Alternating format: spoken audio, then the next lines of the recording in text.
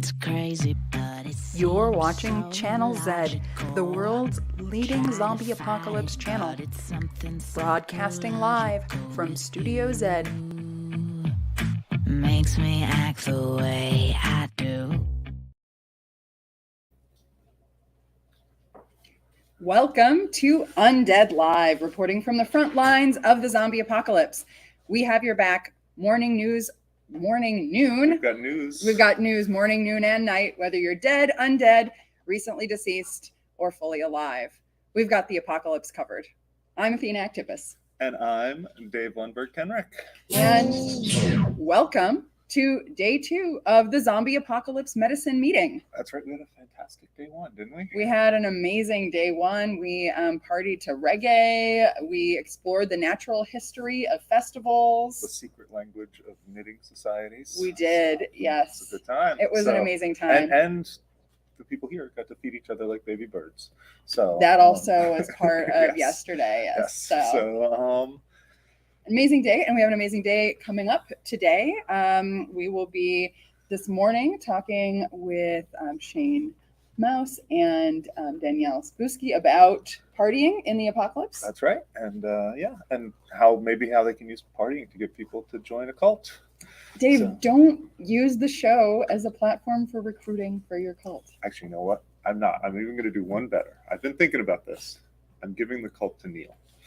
So I was thinking about this yesterday. Giving your cult to Neil? It's going to be Neil's cult. I haven't told him this, so hopefully he's okay with this. But I was thinking about yesterday, how do we sort of keep from stagnating, right? And I feel like I've done a lot to bring the cult to where it is now, but it's time for new leadership. Which is where? Where is the cult now? Well, it's me and Neil. But now I'm leaving, so it's just Neil. But I feel you're leaving. I think I need to step away. You know, it's been such an all-consuming part of my life. Also, I feel like my presence is so connected that I think now Neil needs to step. This really is a cult of chaos. So it is, and I think Neil can really bring a lot to that. We'll have to go in and make some changes. We have to change the subliminal messages that we put in the credits, telling people that I should be their cult leader and things like that. But you put subliminal messages in the credits? A few. So, but we'll work on those. So,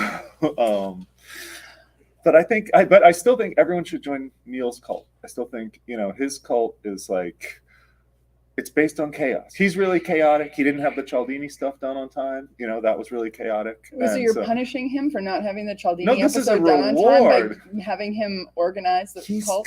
He's got his own cult now. That's a great honor. And everyone should join. Everyone should join Neil's cult. All right, Dave. Well, I think maybe it's time for us to move on. Okay. All right. For all of us to move on. Join Neil's cult, not Erica's cult. Her cult's based on snacks. And as I've said before, snacks are the opiates of the slightly hungry. So. Well, speaking of opiates, we have a great day today. So we joined by many cool guests on our show this morning. And I want to introduce our first guest right now, who might have something to say about drugs and festivals and parties. The amazing comedian, Shane Mauss. Shane Mauss. Moss. I keep saying your name. You nailed it. How's it going? Okay. Wonderful. Thanks for having me. Awesome to have you here, Shane.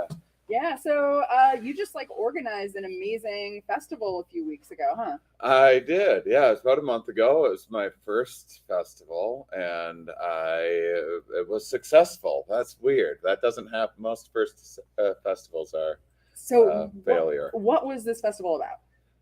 It's called the Mind Under Matter Campout Festival. It was I have a show, Mind Under Matter, that me and my co-host have kind of a yin-yang sort of thing. I interview scientists, he interviews creatives and mystics and things, and he's an artist, and I'm into evolution, he's into futurist stuff, I'm into nature, he's into technology, and so it was kind of a physical manifestation of all the things that we're into. So we had a music stage, and then we had another stage that was science talks during the day and stand-up comedy at night, and there's a wellness area and a whole bunch of visual artists, and yeah, it was pretty cool in Raleigh, North Carolina, so in the Research Triangle and stuff. Sounds amazing. Yeah, it was great. So you were partying your way through the apocalypse, it sounds like. Yeah, absolutely. Yeah. It's it's a good way. I mean, apocalypses are a little bit like I'm big into psychedelics, and I find that kind of apocalypse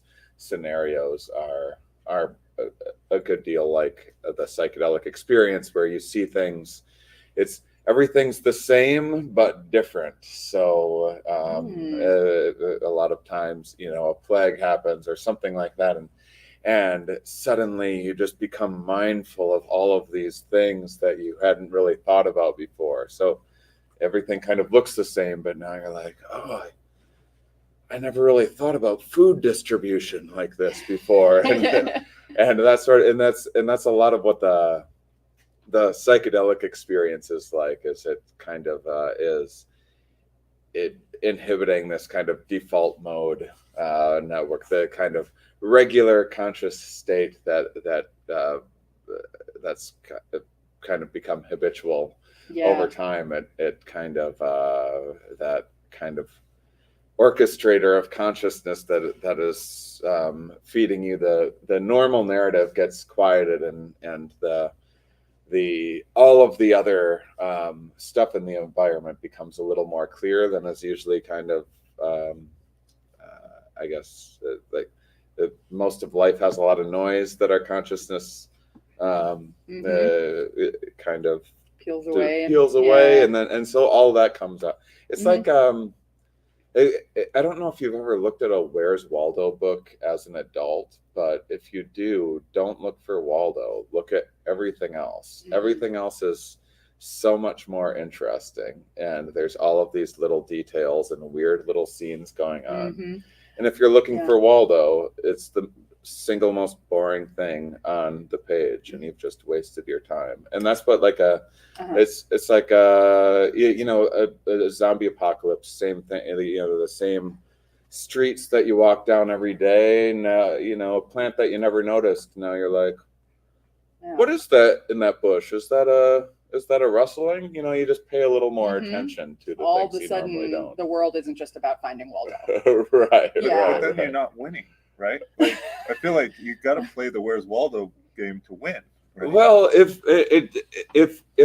the goal is just something that you were told was the goal, right, on the cover of the book. But Where's Waldo? If that's the objective, but then sometimes the objective just changes, and no one lets you know, or there's different stages in life, or new things happen in the environment, and the game changes. Or wait, Shane, are you saying that maybe we don't have to do what it says on the cover of the book? Yeah. I mean, during like a zombie apocalypse, sometimes you get so like focused on like finding food, for example, that you forget to like. That would never happen to Dave. Yeah, exactly, and like peddling snacks and that sort of thing, where sometimes you might benefit from finding a new way to decorate your like Mad Max rolling death machine or something like that. We should go to the bookstore and we should cross out Where's Waldo and just write who gives a fuck about exactly. So, who gives a fuck about Waldo? It's the goddamn apocalypse.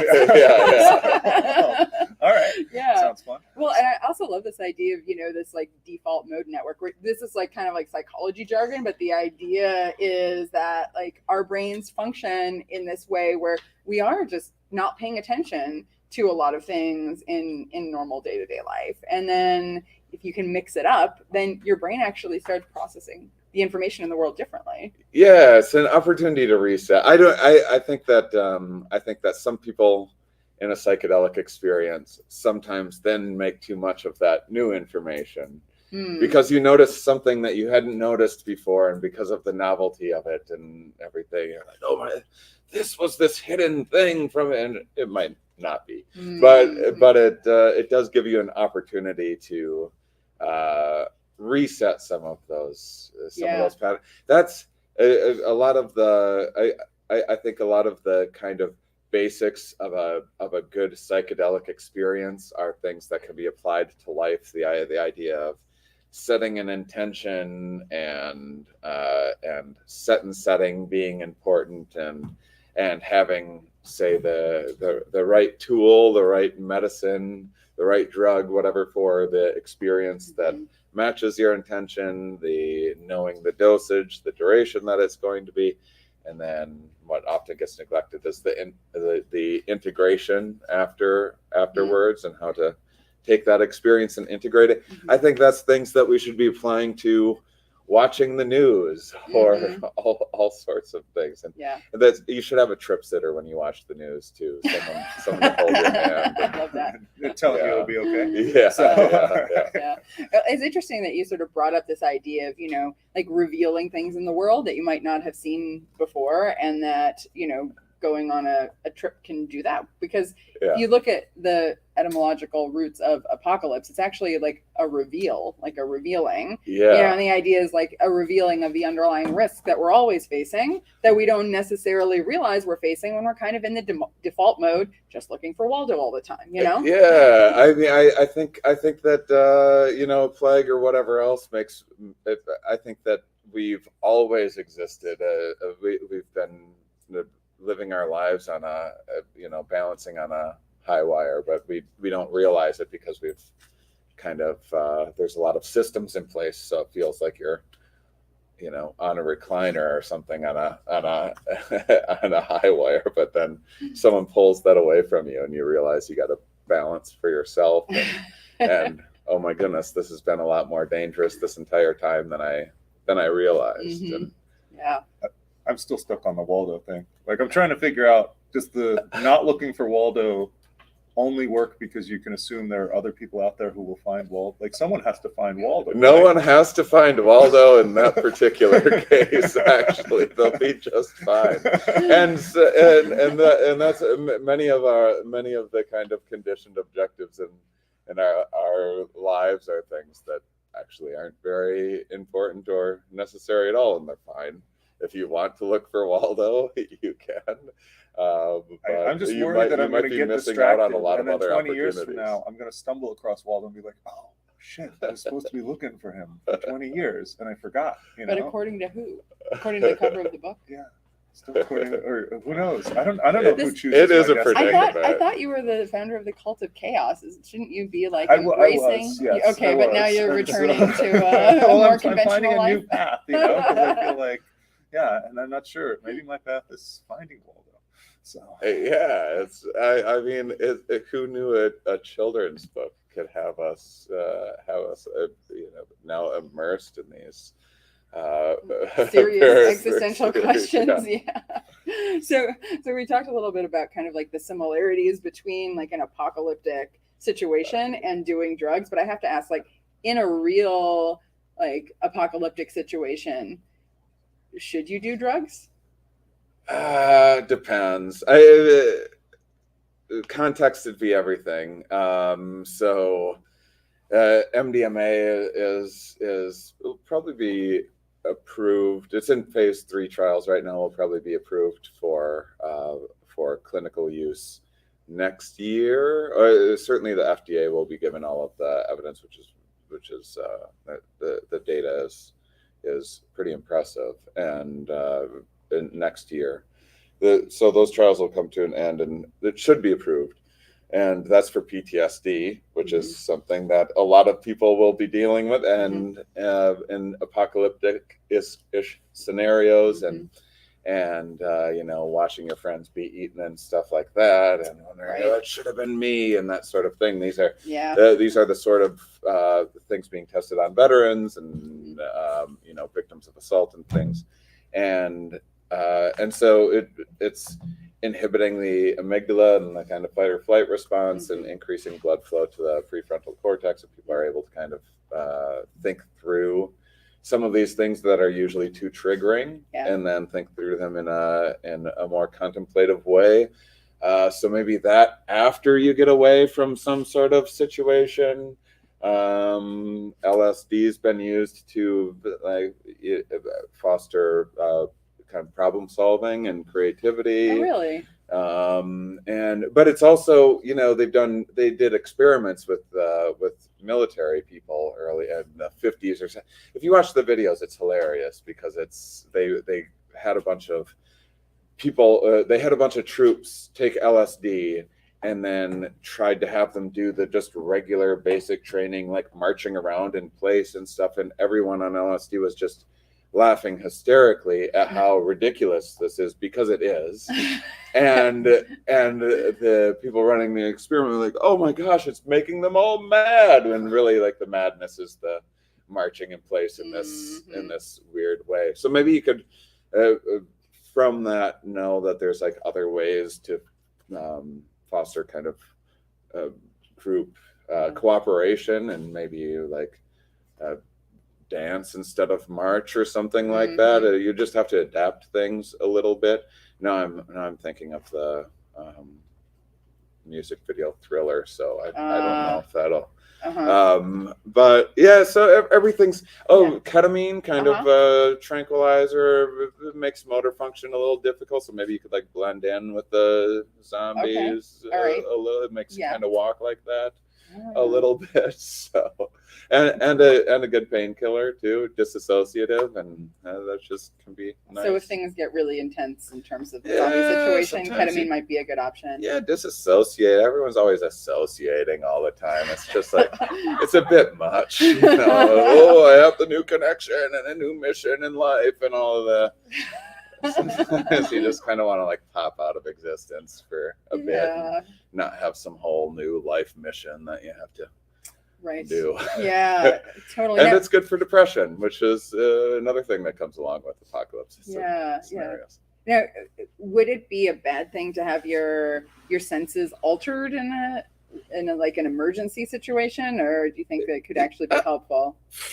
Tough to say. I don't know. I would say it depends on the emergency. I think that if you're actually running from some threat, I can't think of any psychedelic that's going to help you run that much. But some people are good at sports on LSD, but I wouldn't. I would prefer to be like pretty sober while running from a zombie. Yeah, I personally, I think I would want to have my full senses in normal. Well, you want to experience it. You want to remember, be in the moment. You know, that's the thing. As all these apocalypses, like really bring you in the moment, and like when you're a kid and you used to like jump over the cracks or whatever in the sidewalk, and that's what like an apocalypse. So it's like you just notice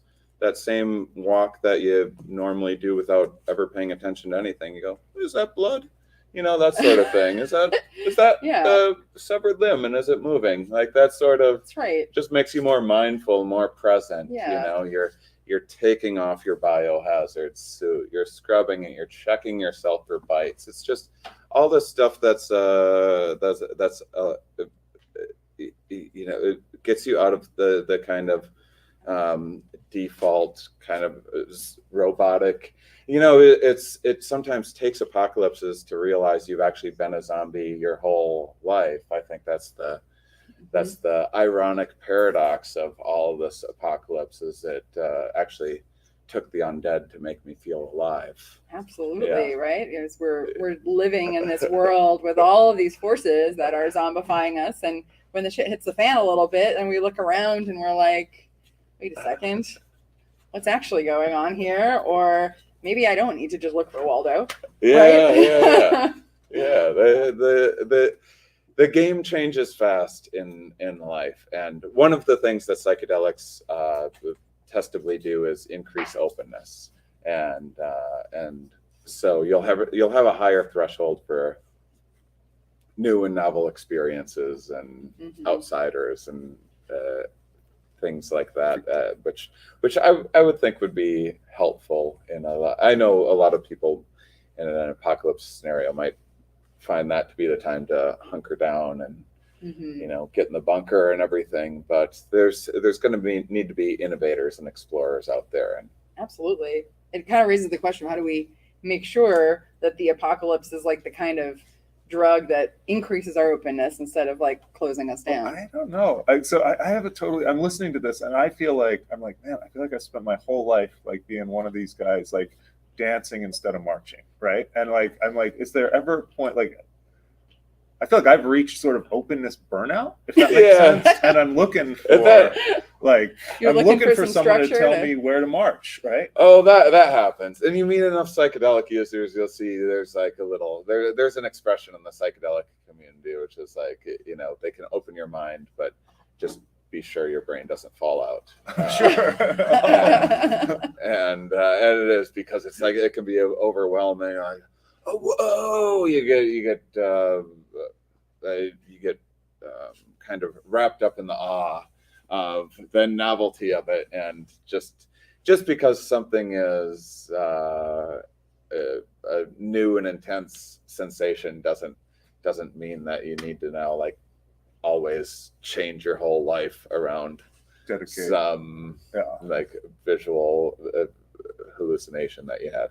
Yeah, it also, I don't know, to me, it brings up this question of, you know, why do we crave a certain amount of zombification? Like, we don't want to be completely untethered to the world and expectations. That's a certain kind of apocalypse in and of itself, right? And some of us experience that, you know, with the zombie virus situation we've been dealing with for the last few years, like just feeling like we don't have, you know, a place where we have to show up, at least some of us don't, right? For, you know, a good amount of time. So like just this like feeling of almost just being disconnected, not being, you know, nobody expecting you to march. You're like, wait a second. Yeah. I mean, when I think about the people marching, right, I think part of why they're laughing, I think it gets ridiculous, is maybe I'm incorrect on this, but I think it's the idea that the army doesn't really care about me or what I do as an individual, right? But if it was like your family, right, going to rescue another member of your family,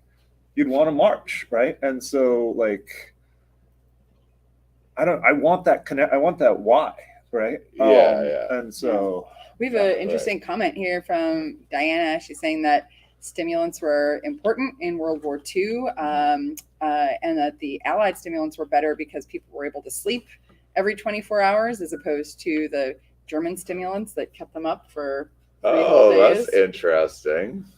Yeah. So, you know, being able to, I guess, chill out and get some rest as opposed to going hard and going hard and going hard. Yeah. Rest is very important. I like coffee, but other than that, I'm not a fan of stimulants. So look for MDA rather than MDMA. More psychedelic, less stimulating.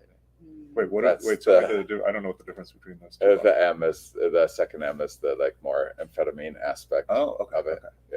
Yeah. Harder to find. Sassafras would be the street term. Wait, that's the good one or the bad one? The good one, in my opinion. Yeah. So. All right. And it's a better one too. There's all these weird. So like historically, all of the data is already there for MDMA. So even though MDA is what's the one that comes out probably superior one, they would have to start everything all over again. So they kind of like just don't tell people. Psilocybin. Psilocybin mushrooms. Okay. So and how is that different from like MDMA or MDMA? Oh, it's quite a bit different. There's a whole.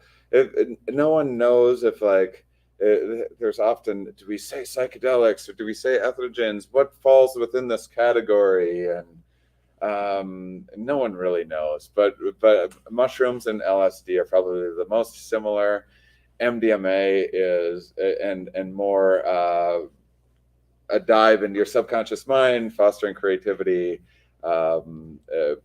More hallucinations come along with it, or visual experiences. Some people don't like the word LSD. LSD and mushrooms. MDMA not so much. There's fewer. More heart opening. Started as a relationship therapy drug. Turned into ecstasy. Became the street name for it. And and then there's like 2CB. There's this chemist Sasha Shulgin that created like 180 different new psychedelics that he first experimented on himself, and then if that worked he would give it to his wife, and if that worked they'd have a bunch of friends over. All right. And 2CB was the big claim to fame from that, and that's like MDMA and LSD, so you could get a little bit of both. with that. There's all sorts of experiences. And the other thing is some of even though these experiences are intense, there is also still like a placebo effect too, in when kind of done right, in my opinion. Like ayahuasca, which everyone would say is like an exceptionally powerful effect, and you wouldn't call it a placebo, but at the same time, to gear up for doing that, you're kind of instructed to be on this very strict diet and not do not have alcohol and not have all of these other things, and I think that any therapist would love if they could get any of their clients to do something like that for And then 3 to 4 weeks times, without drugs. Then people like go and do it out in the woods, and they take like a 3-day camping trip, right? So Yeah, it sounds like a pretty good time.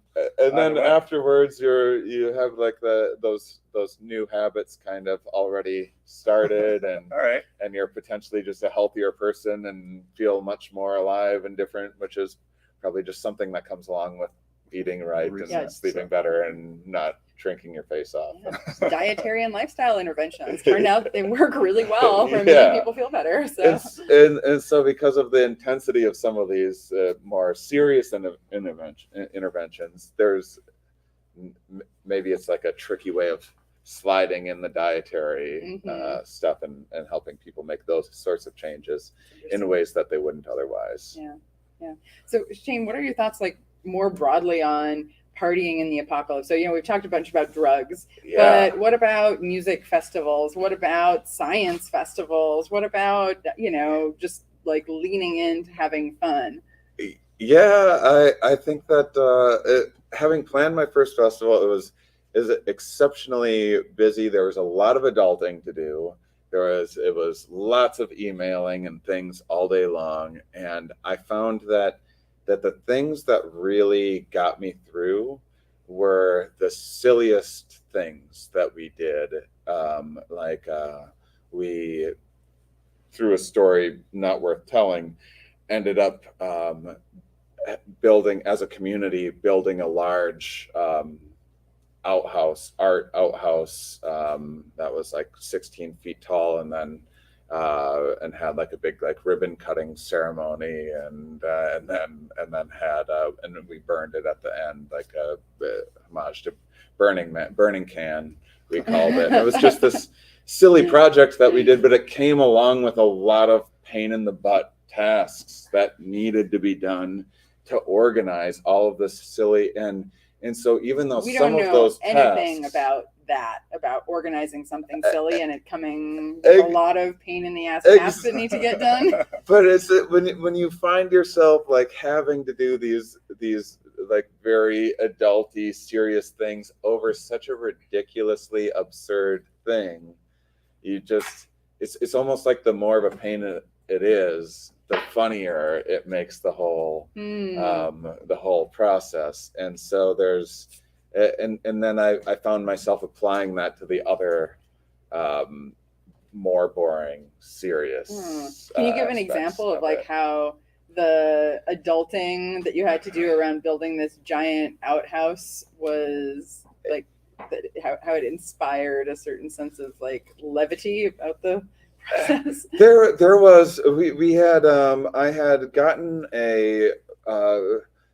I had to look into what do you do with poop, and how do outhouses work, and there was just no good solutions. It's just like the best one is like a compost where you're relying on people going and then turning a thing to like get to this next chamber, and like no way, that's not going to work with like 500 people and everything. And then there's an incinerator toilet. Turns out that takes too long, and it's like $20,000, but I managed to like procure an incinerator but that wasn't going to work.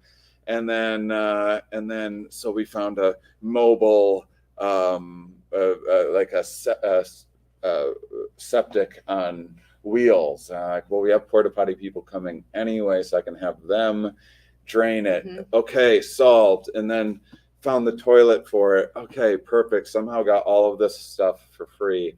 And then the piece connecting the toilet to, it was the wrong pieces. We got it with like a couple days left, and the guy that owns the property is like, what's your plan? You need to have a plan. There's gonna be the public waste in this field and stuff. And it's just he's like, we gotta cancel it. And I was like, we aren't canceling it because you're yelling at me right now. This is hilarious. This is part of the journey that we're going to look back on this, and this is we're going to remember this so fondly. And I'm like at Lowe's looking for this thing that's like impossible to find, and then last minute I'm doing all this research, and at 7 p.m.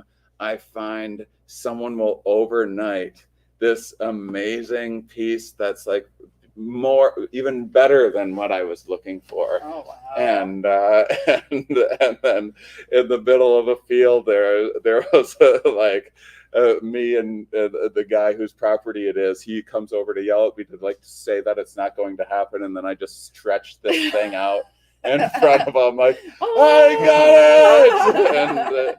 And it happened. So that's an example of just like the very we didn't need an outhouse. We had no use or need for it really, but that we did it anyway and made it this whole ridiculous event. Well, it sounds like all the other things. You successfully dealt with a lot of shit. Yeah, absolutely. Well done. Yeah. Well, and also, I mean, this could make like a great screenplay, right? Like the festival, like director trying to like find this one piece. You know, it's sort of like the underdog story. Yeah. It's but the point is that then all of the other things that actually needed to be there and needed to be done that were a pain in the butt like that were just easier because there was the playfulness attached to making runs to the Home Depot or whatever else. Yeah, I mean, this does bring up a very important point. I think that as you try to scale up the sort of like apocalypse party, there does become a point where there are organizational things that need to be dealt with. Which is kind of why like a cult of chaos at some point, I don't know, you need to have some organizational structure. And I mean, Dave got to like one cult member, and then he was like, "Oh, this is too much. I'm passing it along to the Neil is going to be a great leader, and I think you guys should join his cult. I think he's going to, probably anyone else would be less overwhelmed by having one member in their cult. But yeah, I think that. Hey, it's the leader. It's the leader of the cult. I don't mean to be too chaotic here, but like this is the first I'm hearing about it. So I thought, I'm just in the middle of drawing Shane here as Waldo. Oh well. But and then I kind of hear that I'm the new leader of this You're the new leader. Yeah, congratulations. Yeah, thanks, man. That's really great. And great to hear it in such a public space, Dave, as well. Well, yeah, I felt like that was the most chaotic way to do it. I wanted to sort of go out, in the spirit of your cult. Yeah, sure. So what are your plans? Well, thanks for putting me on the spot. I think so chaos, you say? Chaos, yeah. It's going to be a tricky one. I think no plans as such. Maybe a lot of eating. Sounds good. I think we need to match Erica's levels of sort of food provision. Oh, interesting. All right, that's very chaotic. Did you hear that Dave is not going to be in the cult anymore? He's just. I just need a little. Well, you're abdicating completely, aren't you? I think it's cult. I just need to walk away. The cult. There were so many rules, and so. But it was your call. It was your rules. You're like, there's just too many of these. Well, no, we had a way where we sort of collaborated, and so Neil came up with a rule that everyone got to live in my house, and that was, and which is still fine. Can we still live in your house? Yeah, you guys can still live in my house. Okay, at least we've got a place to stay. Yeah, you guys have a place to stay. So, but you just keep me out of the cult stuff, Okay. So you guys can sort of stay in the one room. I got a room. Sure. Were you having some legal trouble or something? Well, I wanted to sort of get ahead of that. I just wanted to, if there was any legal trouble, there's not. But if there was, Neil isn't an American citizen, so it'll probably be fine. This is perfect. So that's pretty chaotic. Can we all move to the UK? I mean, it's your cult. You say where people. Okay. Yeah. So Interesting. where do you want? Well, people I mean, to it's go to? incredibly chaotic in the UK right now, so maybe we could head there for some inspiration. I think that's a great plan. Alrighty, Yeah, I'll leave you you're- to so it. you're off to a I'm going to great get back start. to my manifesto. See? Dave. Yeah. Yeah, good Thanks job. for the, Congratulations. yeah. See, he's a natural. I feel like there's certain people like, L. Ron Hubbard, David Koresh, Neil. They have a certain vibe that just makes them a natural cult leader. Well, I think we should move on a little bit, maybe from this chaotic cult discussion, and bring our next guest on. Sure. We are. And don't forget, smash that like button. Smash that button. We need to keep those zombies at bay, and it really helps when you like us and smash that. That's right. Smash that button. Join the cult of subscribers. That's right. So, Yes. All right. Well, next up we have Danièle Cybulskie. Danièle is a medieval scholar, and she's an expert on monasticism, and she's going to speak with us today. Danièle, it's amazing to have you here. Hi, it's good to be here. I'm amazed that Neil made it there because this apocalypse has made travel really difficult. Danièle, we are just give us 1 minute. We've got volume is happening. And all right, Danièle, thank you so much for being here with us. Hello, can you hear me now? Yes, we can hear you. Okay, perfect. I was just saying that it's amazing that Neil got there because this apocalypse is making it hard to travel. So I'm coming to you remotely because there's too many zombies at the border. Sorry, guys. Well, we understand. So, Danièle, you've been studying monasticism for quite a while, and we here are trying to figure out how we can best deal with the apocalypse. And we've been discussing festivals and going all in with having fun and making outhouses and playing music and taking drugs. What would be your view on this sort of approach to dealing with the apocalypse? Should we go all in with festivals, or is there an alternative that we should be considering? Well, fortunately, monks are all about moderation. So you don't need to make that choice. You can live like a monk. You can live in a way that's pretty healthy and fortunately within enclosed walls. And then you can also have a festival every once in a while and everything will be perfectly cool. But the good thing about studying people who have lived so long ago is they've solved all sorts of problems like living in a self-contained walled place and also solving the poop problem. That is something that they've already figured out. What are some of the solutions to the poop problem? Well, they used water kind of like we do now, but they would put they would make an outhouse kind of place. It's made of stone, but it would have a whole bunch of different holes in it. And then they would have pipes running water past the holes, and that would sweep everything away. Not every monastery had that, but some of the most sophisticated ones did. I mean, you did have to sit next to your brother, in which case you put your hood up so you didn't have to look at each other at that time.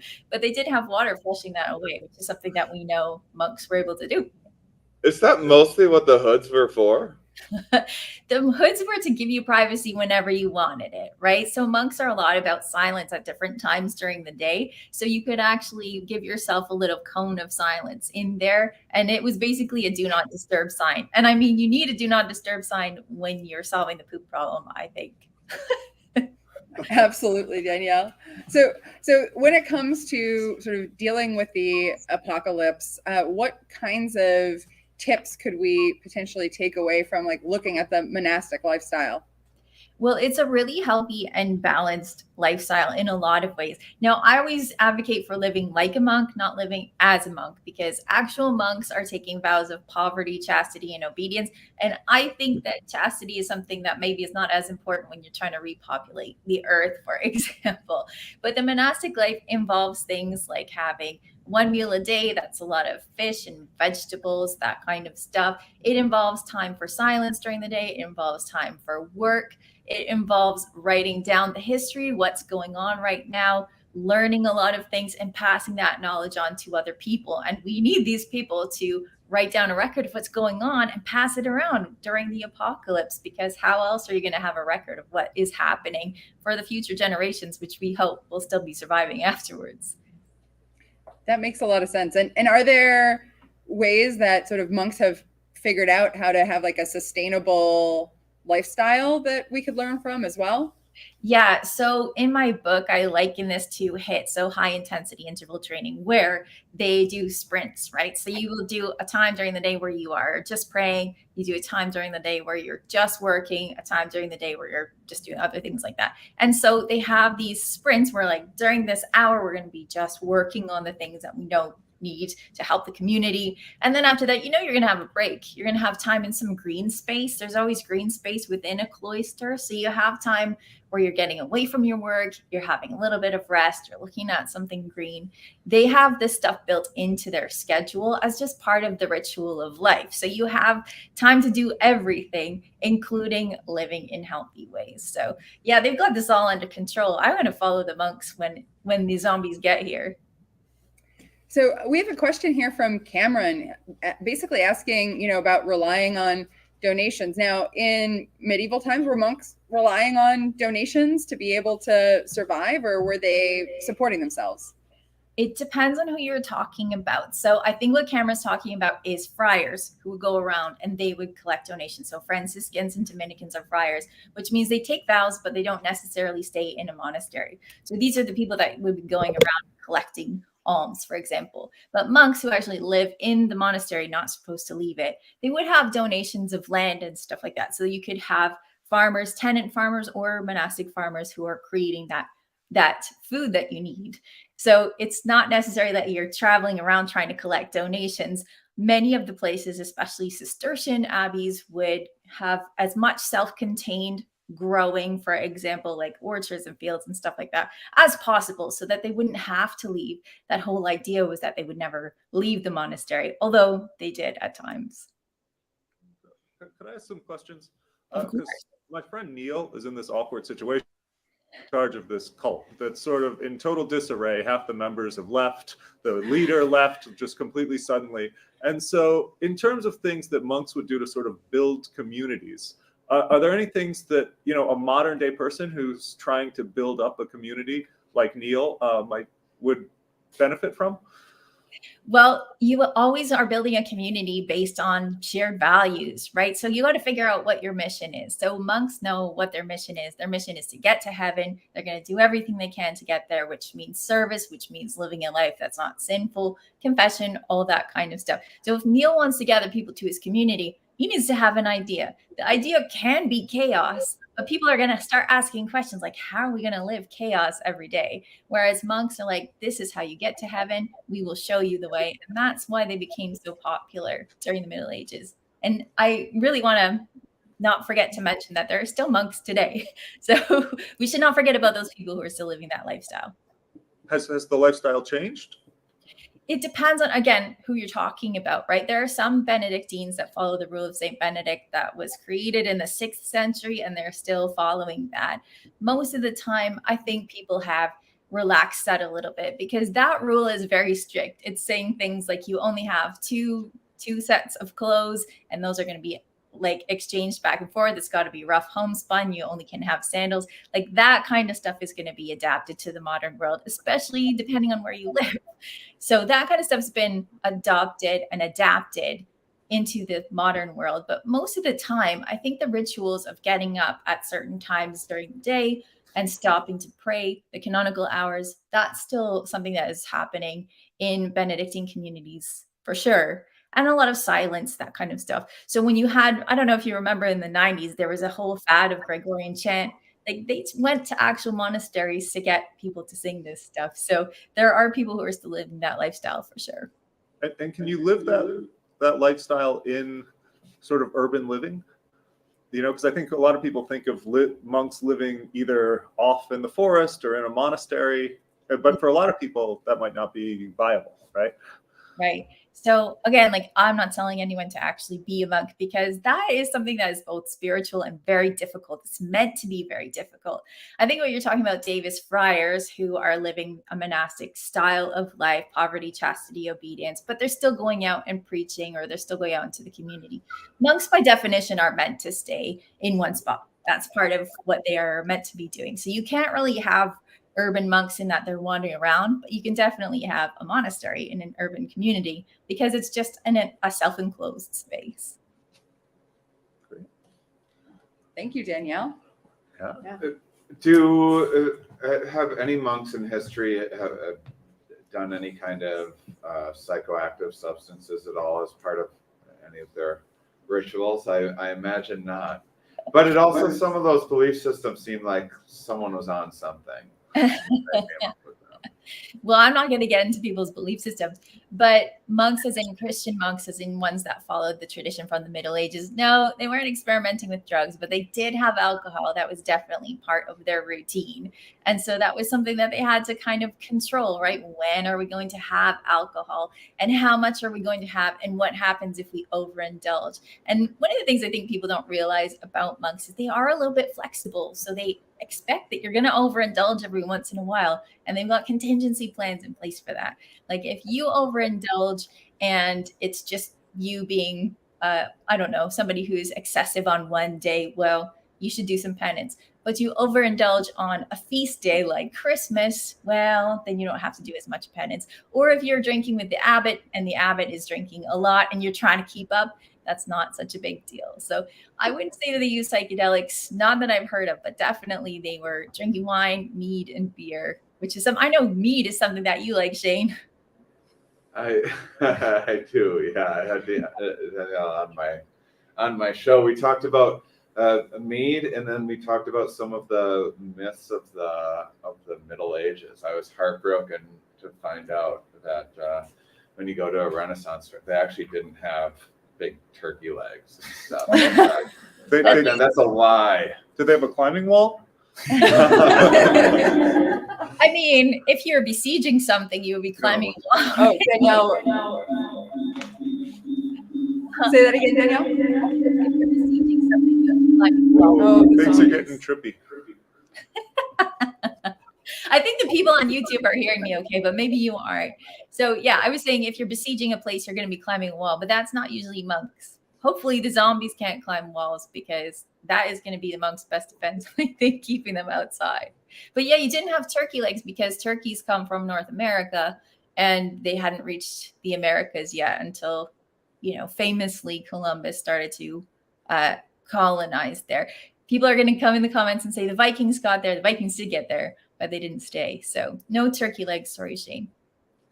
Although when it comes to climbing walls, so there is this amazing set of monasteries in Greece and Meteora that are on these like outcroppings of rock.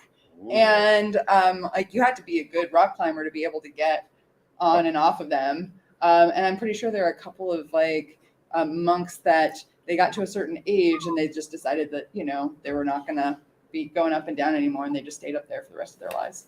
Interesting. Yeah. So, well, that also raises. So we had a question, or we had a conversation with Colton at dinner the other night about the way you can use fear to activate these different mechanisms. And today we've been talking about drugs, and I assume monks are spending a lot of time trying to think about how the world works. Yes. Did they have specific techniques for sort of priming those insights and looking beyond Waldo? Yeah.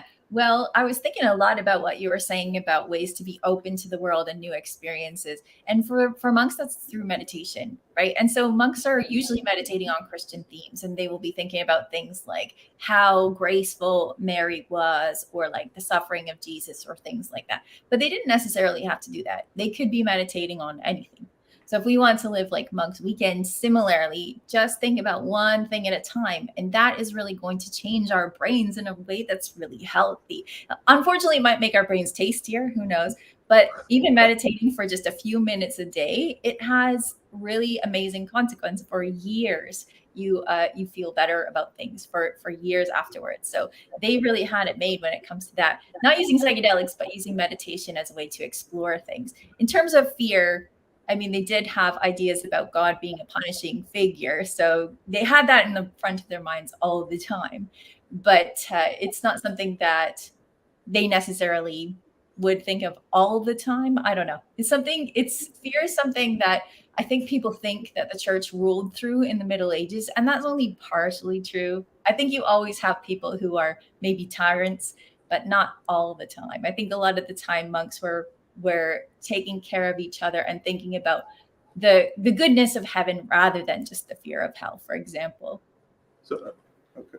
I mean, when I think about how to rule people, I think I'd sprinkle a little fear. That seems in effective, there. right? It Yeah. helps with certain types of learning if there's just enough, I think. Sure. So and it helps them work through issues. So I think we should go to some final ideas, some closing thoughts for us. Oh no, have we lost Danielle? Nope. No, Danielle's here with Whoa. us. Excellent. So Danielle, we're trying to think about, how do we find this balance between partying through the apocalypse, but at the same time, taking some of the insights from monastic living. Like, what are the, top 2 or 3 things you think we should take away from monastic living for our, during and post-apocalypse strategies? Well, I think during the apocalypse, you do need to think about things like discipline, right? So you do need to think about discipline so that you can deal with all the adulting that needs to be done. So you're deciding this is what we're going to work on. This is when we're going to work. And having those rituals is really important. Things like eating healthy, maybe having a diet that's more fish and vegetables than, beef or something like that is a little bit healthier for us. Also, monks really into wine. That's healthy for us too. So these are things we can learn from monks. Taking a break from work is really important. And this is something that monks did as well. One of the comments was monks touched grass. Absolutely. They had grass at the center of their cloister, is the heart of their buildings. Yeah, here it is. Monks touch grass. And taking a break from what you're doing is really important for refreshing yourself. So even though all of the things you have to do in the zombie apocalypse are really stressful, you need to take a break every once in a while. And because this idea of moderation was all about having discipline, but also taking a break, you can have a festival every once in a while, and maybe some of Shane's psychedelic drugs if you need a break from something. That's wonderful. Yeah. And I mean, I think like finding this balance, maybe sometimes we're in a partying mode, but maybe it's more like occasional as opposed to all the time. It can get exhausting, right? I mean, you need to kind of take a nap after a festival, don't you? Yeah. It's yeah. I took a break from everything after the festival. Yeah, I've never burnt the candle on both ends so hard in my entire life. Yeah. Yeah, you're like, I've got a candle that's burning on both ends. Let me get 3 or 4 more to burn on both ends also, right? Yeah. Absolutely. Great. Well, Danielle, thank you so much for being here with us on the show. It was amazing to have you share your brains with us, and we look forward to having you back soon. Happy to see you, and I hope you all survive the apocalypse so I can see you again soon. Thank you, Danielle.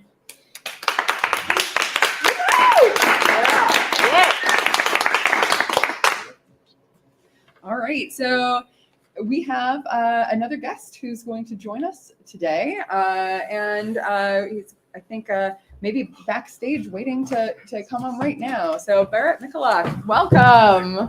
Barret, thank you so much. Yeah. Hey, Hey, good to see you. I'll give you that. It's all right. How's it going? Nice to meet you.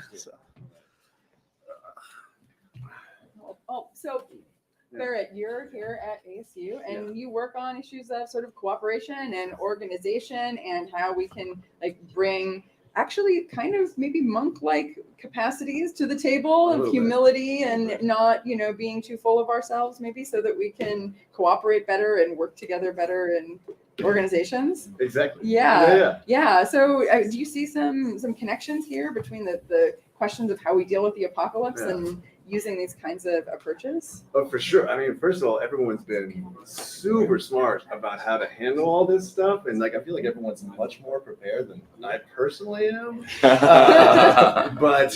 So my work, a lot of it's on teamwork in healthcare, how we prepare healthcare practitioners to be better team members, how they can work together. And a lot of the stuff we do is on humility and empathy and building those attributes up and those muscles up to work better in those teams, to have more respect for each other, to have shared values, increased self and other awareness, all those great things. I mean, I think those are fantastic for kind of non-apocalyptic times, but in apocalyptic times, they may be helpful to form helpful groups and helpful teams that we can collaborate with and connect with to kind of stay, healthy and safe in groups. But otherwise, I think, you got to be on the alert. I think you got to be on the awareness. I think you got to be fully present and ready to rock and roll. And I don't know if having a kind of a humility for the undead is going to help you, in terms of like, have a healthy respect, sure, but I don't know. I think it can make you a little bit vulnerable. Almost Yeah. too heightened vulnerability. If you're too humble. Yeah, exactly. You gotta be a little bit more or less vulnerable for the oncoming onslaught of the undead. Yeah. So what are your thoughts on, because Dave had this cult, you heard, Yeah, he just yeah. gave it to Neil at the beginning of the Awesome, show. awesome. Yeah. You Yeah. think maybe with Good some of the skills and knowledge that you have, maybe you could have helped him a little bit? Or you can help Neil. I mean, Neil is Exactly. Either way, I feel like y'all are doing a great job in terms of understanding that maybe things are getting too big and what you can do, your strengths and your weaknesses, what you know, what you don't know. I feel like you're really kind of helping out. Be like, it's time to move on, time to share that idea, that generativity, taking it and also giving back. So I think it's fantastic. I think what's happening here is really great. Yeah. It's I not wish all the about cult me, the best. Yeah, Yeah. I mean, I was surprised to see that the cult wasn't larger in terms of understanding its kind of capacity of being some small part in a much larger thing. That's the one thing I think that's missing. So beyond kind of chaos in such a large structure, what else does the cult kind of see as the big picture? You have to ask Neil. Yeah, that's true. That's right. Exactly. No, it's true. But I think it's a great idea. Yeah. I mean, with the cult of chaos. Yeah, exactly. I mean, once you get to 2, it might be too much. That's true. Yeah. It might get too much. It might be a cult of 1. I wonder, like, with chaos, is chaos, I always thought chaos was somewhat of an interesting dynamic, because is there ever true chaos, or does it become kind of patterned at some point? This was actually a legit challenge with starting this cult, was how to balance a cult, which is inherently like Pattern. poor pattern, with chaos. Yeah. And we tried things of like having the new initiates make the rules and things like that, and ways to turn, but it's really tough. So I don't know, maybe, but I still feel like there's got to be a way to organize people in a way where they still all have their own voice, right? That it's not always. So you bring up a really good point, and this actually relates exactly to what this whole thing is about. So, like in medicine, there's a kind of a epidemic of burnout, which you could say is a zombification of the healthcare workforce going on right now. And what has happened, what everyone's talking about is, well, you need the yoga classes and the mindfulness classes and these kind of things, and they'll help you kind of increase your resilience. Attention is now being paid to more of the organizational factors of like, okay, workforce hours, the kind of administrative tasks that clinicians are being put into in terms of electronic health records, that kind of stuff. And that's great. But what actually we need to start looking at is something that and I'm going to get a little nerdy here and technical, but the idea is called proletarianization. So you may have noticed like Marx and the proletariat and the bourgeois, in terms of like the proletariat were alienated from all their work. The bourgeois was the 1% kind of controlling all the labor, controlling all the outcomes of the production. And so what Marx talked about was this notion that the proletariat at some point would realize, like, what the fuck?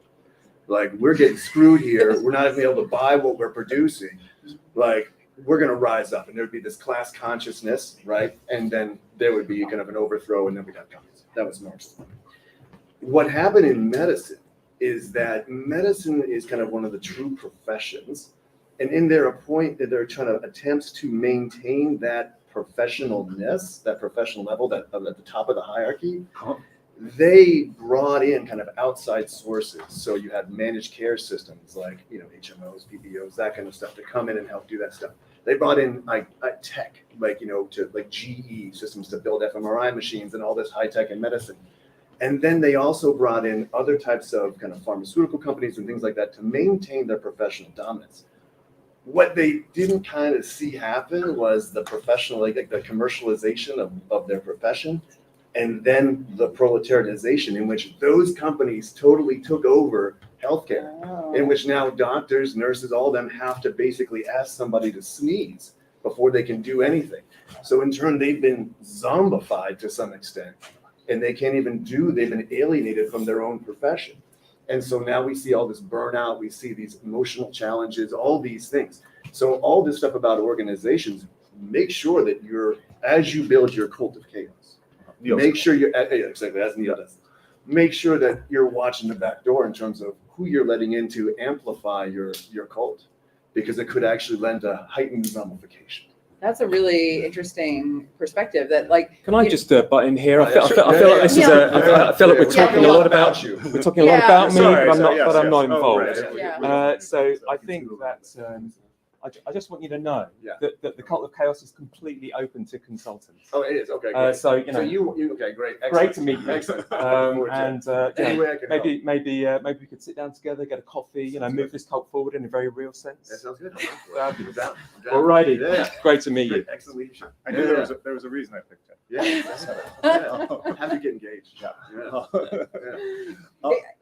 I'm not to be too provocative Yeah. here, but you know, as an academic, as Yeah. academics, right? We're in an environment where, you know, there are publishing companies and there are, you know, we're all within a university, and I think there's a certain element of, you know, like you have a certain amount of autonomy as an academic, but then you're also sort of within these systems that have these elements of bureaucry. Oh, it's happened to us too. Yeah, Yeah, is this Oh, it's going on in totally. academia as Totally. well? Oh yeah, exactly. I mean, it's happening again. You can say that you with the kind of the push for outside and external funding, for the kind of commercialization of higher education. Now, like we're not really educating or the kind of enhancing the knowledge or intellect. Our job is to publish, and then really just, you know, increase registrations and not really care what happens next, unless it's kind of a job thing. So I think that, of course, academics too, we're in the same proletarianization where we're kind of alienated from our labor in terms of, you know, we just kind of do things now mindlessly. Like how many times are we writing papers just to add to the chasm or to the echo chamber? Like instead of really trying to enhance that knowledge and increase that intellect and be like, damn, like that was a hot paper. Like I want to start challenging the way we're thinking about things. But we don't have the opportunities really to do that anymore because of the kind of regulations on our profession. And so, I mean, sometimes that really hurts my feelings, but then I get to, you know, write some really interesting stuff. And I'm like, this is exactly what it's about. And this is fantastic. And you get some fantastic students that you're just like, oh yes, like do it, please, just do whatever you want. Like you're so great, like all that thing. And you meet some great colleagues too sometimes. But I feel like this is happening across so many industries, right? It's happening across public education. Yeah, you know, like high school teachers are like feel like everything they teach has to. Is this a force of zombification that can be stopped, or is this, you know, like, and if so, how? Yes, that's with the kind of, I'll say specifically the medical profession, that's the kind of the focus I'm trying to look at is how do we then give the power back? How do you give the autonomy and the ability to kind of make their own decisions back? And I don't know if the genie's already out of the bottle, but I think we're all trying now to research, okay, how do we bring that power back to the profession to allow them to advance patient and, you know, health outcomes, as well as kind of save money in the healthcare industry that we all want to do. I'm not sure yet. I think the first step is kind of calling it out and then saying, look, this shit is happening. We need to be aware of it first. And then we can say, okay, what if we did this? What if we did that? So I think those are the next steps for sure. Well, and it seems like at least in medicine, traditionally, like a lot of medical practice was based on relationships of trust that people had with each other and being embedded in a community. Exactly. And that's really lost now with all of the restrictions on like how much time you can spend with the patient. And so the like human side, like the part that actually generates this desire to take care of people and help and understand how the human body works so that you can support other human beings, like all of that kind of gets stripped away, right? That's totally true. I mean, you can think about how daunting that would be to kind of, you know, the number one reason the majority of people get into medicine is because they want to help people. And they don't even kind of know the system in which they're about to jump into is going to, like, just, for lack of a phrase, kind of beat it out of them. Like some have referred to it as the hamburger machine. In which, you know, they come out and they're stripped of their ability to connect with others because the system was built in the way it is. Like they always say, the system is built to get perfectly to get the results it gets, right?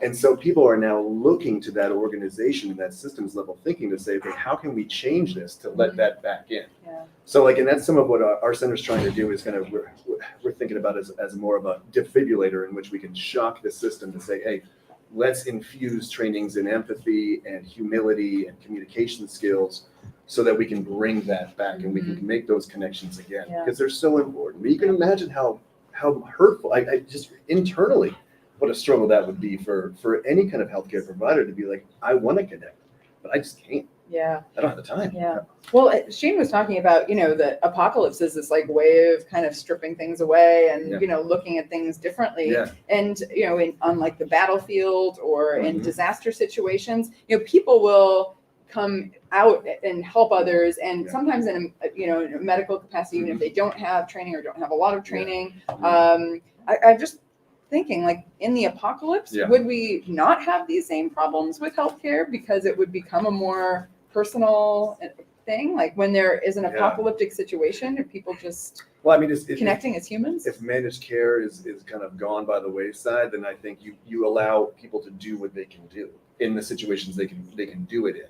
I think when you start to put kind of, and we've all come across this when we try to get something done in the healthcare system, it's like, oh, my insurance won't pay for that. Like, what? Damn. In the apocalypse, you don't have to worry about that. It's going to be a barter system or something like that, in which you're going to be like, well, I need my leg amputated. Here's a 6-pack. Like, I don't, like something will have to give in that way. We'll have to go back to a different types of kind of reimbursement system. And honestly, that's where the whole issue started, was that reimbursement, people not getting paid for the work that they were doing. So how far are we from a sort of proletarian apocalypse where in health, where we're going to have a black market medical community where you're like, look, even though this medical community exists, I can't afford it. We already have people where you pay people are somebody already finding ways around. I mean, some people go to other countries for certain types of procedures or certain types of pharmaceuticals. I mean, and on the reverse side, there are, kind of Cadillac ideas where there's no lines to get in to see a particular doctor. You just pay cash. There's no insurance involved. And more kind of organizations are looking towards that way. And so it's becoming more of a disparity in that sense. So we're already in that world where it's become, this is, you can skip the queue. You got some loot. Okay. You can get whatever you want to get done. Well, I mean, even not having that much loot, I have health insurance, but I'm worried every time I have to take my kids to the doctor. Yeah. What's this going to cost? Exactly. You know what I mean? And having somebody where they're like, look, this is what you can get for $200. Mm-hmm. I might go for that. Yeah, And exactly. they might be like, there's this other thing that's 5,000 that might be better, but this is 200. So it's then you start thinking about older adults and Medicare, and you're like, well, hot damn, how am I supposed to understand any of that stuff and kind of read through what's going to be available to me? There just needs to be some kind of from my perspective, kind of an overhaul for the whole system, for providers, for patients, all that stuff. Mm-hmm. And then maybe that's what it is. Maybe the apocalypse brings that. It's kind of a reawakening of the traditional, the heyday of medicine. Yeah. Something like that.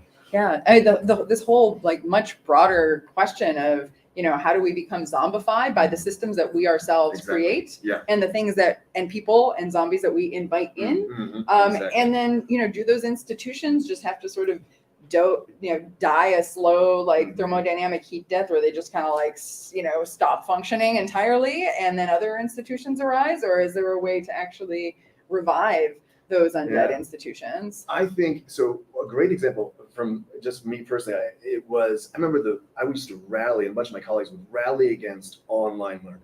We're like, whoa, this is the devil. This is the worst thing. You can't make any connections with students online. And then COVID happened and you had no choice. And then all of a sudden it became this kind of artistic and creative expression of, okay, well, how do I use this to better my way of instructing? And how do I become a better instructor through this medium? And then, so I think that's the ticket. I think it's creativity, it's originality, it's ingenuity. To borrow an ASU phrase, innovation. Whoa. It just brings, it's something. We were voted like number one. Exactly. It has its pros and cons, I'll put it down. But so I think that is going to be the key. It's kind of reinventing. Yeah. So it sounds like it maybe takes an apocalypse for us to actually change the way that we're doing things when you have so many people who are stuck in doing things in a particular way. And being humble in your nature and being open to that change. Absolutely. Yeah, that makes a lot of sense. Yeah. Now, if we're looking at how we're going to kind of take some of these ideas to this question of, how do we engage with the apocalypse in a way that like actually feeds us as opposed to just feeding the zombies? How can we take, these principles and and make the apocalypse better for us all? I think the apocalypse is going to provide us an opportunity to really relish in the nonverbal communication and the essentiality of our kind of innate connectedness in terms of how we learn, how we can listen to each other and hear each other without actually speaking, and kind of getting back to those primitive ways of how we connect. I think that's going to be essential in terms of surviving the apocalypse, but also going to be a benefit in terms of how we realize fundamentally we are innately connected. Yeah. That's lovely. Yeah. Positive spin. Yeah. Yeah. Thank you guys both so much. This is Yeah. been fascinating. Yeah. So, I really appreciate you sharing your brains with us. Both of you that were absolutely delicious. yeah. And hopeful. You know, actually, today's episode fills me with a lot of hope that we can stop Absolutely. these apocalypses Absolutely. and still find Waldo. Yeah. All right. And do we have is Baba joining us? Yes, Baba is about to join us. So Shane, thank you for being here. Yeah. You can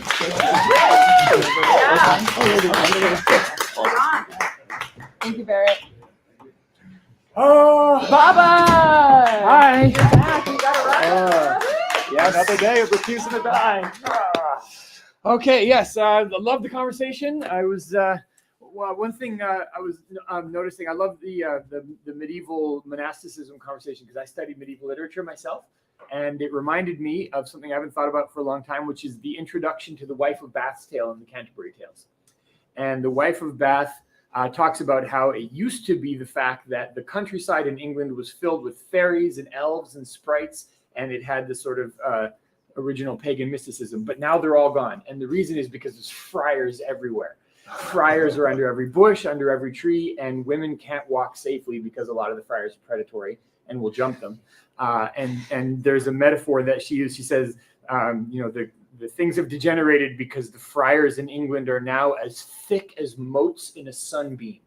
That was the metaphor for how many friars there were swirling around. So they weren't all perfectly monastic, according to the Wife of Bath and Chaucer. But I just love how he sort of used this one complaint about how it's annoying how the friars are everywhere, but it also stood as like the transformation of pagan mysticism to Christianity taking over England and all that. So anyways, bring me back to my college days.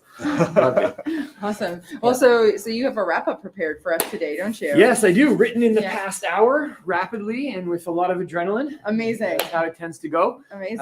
And I even have some sort of monastic themed music I can play for this one. All right. We ready to rock it?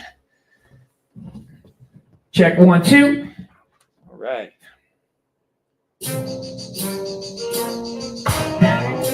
like the Cistercian concerto. Here we go. I should preface this. I forgot what I wrote, but now that I refresh myself, it was I started writing this rap, which is like a Cult of Chaos anthem. The Cult of Chaos still exists. And then learned halfway through the show that Dave has abdicated his throne at the head of the Cult of Chaos. So it took a kind of a funny turn. And so Neil is sort of coronated midway through the rap. Should we bring Neil in could this be his official coronation song? It's a small focus. All right. I think if Neil feels like randomly busting on set midway through the rap or after it, that would be entirely in character. So here we go. This is the Cult of Chaos anthem. DJ myself a bit. Yeah. Yo, Cult of Chaos, embrace the evident trade-offs. Evolution needs a random basic and playoff. Cult of Chaos, a cult which is in a seance. No more serious jobs, infinite layoffs. Cult of Chaos, zombies biting your leg off. Only bankers left in charge are Bernie Madoffs. Cult of Chaos, nothing fits in a straight box. Everything on a random walk. Prone to stray off. Cult of Chaos, the cult that's infecting everything in the zombie apocalypse. The conquest of entropy, fighting to survive survive is frivolous in this world we're living in, when everything is destined to drift straight into oblivion. Cult of chaos, doing psychedelics with Shane Mauss, who Athena called Shane Mauss at first, like a straight boss. Shane Mauss on a mission to dope the nation, distributing ketamine to promote disassociation. Like a zombie, forget about the military misappropriations. Give LSD to the soldiers when they're marching in formation. Give MDMA to the survivors of zombie attacks to help with the PTSD and help them stay calm and relax. Yeah, it's the cult of chaos. That's the rabbit hole. Y'all know, appreciate the details of life. Forget about Waldo. It's all dope except for Dave. It eventually turned out to lead to exhaustion and openness, burnout, like enough dancing. God damn it, tell me where to march. Stop laughing at my lockstep formation. It's not a farce. Hold on, Dave. You're the boss of the cult of the chaos and you're defecting to regimented side just to take the weight off? Well, fine, then this is the anthem of the cult of chaos. Embrace the evident trade-offs. Evolution needs a random base it can play off. The cult of chaos, occult witches in a seance. No more serious jobs, not infinite layoffs. Cult of chaos, zombies biting your leg off. Only bankers left in charge are Bernie Madoff. Cult of chaos, nothing fits in a straight box. Everything on a random walk, prone to stray off. Okay, cult of chaos, when your toilet is missing a drain, that's when chaos is less appealing. Just ask Shay. I love chaos, that's where the romantic action is, except when it comes to human waste management. That's why I look to medieval times for solutions. The waste management tactics of monastic institutions. Don't call it the Dark Ages, that thinking is faulty. The monks were innovators, geniuses. Ask Danièle Cybulskie when you're having a bad trip with the zombies attacking it. Call the monastics to set it down in a manuscript. Danièle is a fan of every version, Franciscan, Cistercian, Benedictine, just not the friars, especially when they're urban. The monks did drugs. No, they never did drugs, but when they were drinking, they were smashing it, especially when they were matching the drinks with their habits as a relief tactic to instill some chill habits when doctors and nurses, they need that in medical practice after zombification of big medicine. Bring it back to the proletariat with Barret Michalec, who just got recruited to the cult as a consultant when the new leader, Neil, busted and walked in all exalted when the chaotic offer was there to interactively hash it up. Yeah, I saw that Neil chaos negotiations. You had your back to the camera. The zombies are at the window, scratching less like let us in. The profit motive is the zombification of medicine. All right, taking doctors and nurses' jobs and converting the scene into something that Barret referred to as what? The hamburger machine. We can beat back the zombies. We can change the habitat, give them MDA. Shane called that sassafras. Connections thrive in the apocalypse. We all know that is a fact. And we can promote ideas that qualify as Cadillacs, starting with the systems at our little college. Just ask Athena, aka the goddess of knowledge, at the cult of chaos. Yeah, embrace the evident trade-offs. Evolution needs a random basic and playoff. Cult of chaos, occult witches in a seance. No more serious jobs left, infinite layoffs. Cult of chaos, zombies biting your leg off. The only bankers left in charge now are Bernie Madoff's. Cult of chaos, nothing fits in a straight box. Everything on a random walk, prone to stray off. Cult of chaos. All right. Father, that was amazing. Thank you. That was a lot of fun. It was fun to write and it was fun to rock. Yeah. And thank you, Neil, for your intervention. The timing was perfect. Hey, that's no problem. I figured you could handle a little bit of extra chaos in your rap. That's it. Yeah. And now the Cult of Chaos really does have a song, Dave. Yeah, see, that's a pretty good song. That's probably even better than the one we wrote. And just to clarify, is the competing cult the Church of the Microbiome, or is it a different cult? Well, there's the Cult of Caring, which I Cult think of might be Caring. an offshoot. I think it's an offshoot of the Church of the First Church of the but Microbiome. That one may be more difficult to have such an energetic anthem for somehow. I don't know. We'll work on they it. got Caring! They have snacks. Well, We'll Baba, do it. thank you so much for being here with Thank us you. today. It was amazing. We're going to see you later on, yeah? Yes, I will be back. You guys Excellent. are doing a great job, and I love being part of it. So, Thanks for being here. see you. So coming up next, we have on this theme of thinking about medicine, That's right. We have Dr. Zed on drugs. That's right. He's going to be talking about all the things that make smoking cool, right? No. Is that this episode? Oh, okay. So You still are embodying the cult of chaos, I have to say. it was a big abdicated your role. part of my life, you know, and I still find it a very inspirational thing, even though I'm not officially a part of it. So, So Dr. Zed will be talking with Jessica Brinkworth about what drugs are going to defend us from the next zombie virus. Oh, all right, excellent. So tune in here at 10:45 for that. And then we also, do we have any pray run today? Is that tomorrow? Do. Yeah, so stay tuned here all morning. We have excellent programming for you. And thank you all so much for joining us for this edition of Undead Live on Channel Z. Remember, the best way to protect your brain Dr. Zed coming up in the zombie apocalypse is to share them.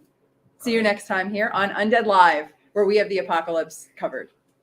Ignore the sub Chaos. And if the whole world says that we're crazy, we don't need nobody anyhow. But if you don't wanna fall in love, you better tell me right now. And if the whole world says that we're crazy, we can burn this motherfucker down. But if you don't wanna fall in love, you better tell me right now. You better tell me right now. Better tell me right now. Better tell me right now. Better tell me right now. Better tell me right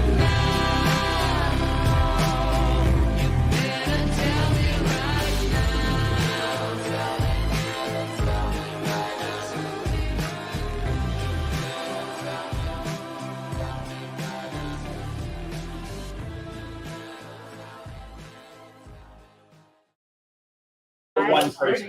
So he really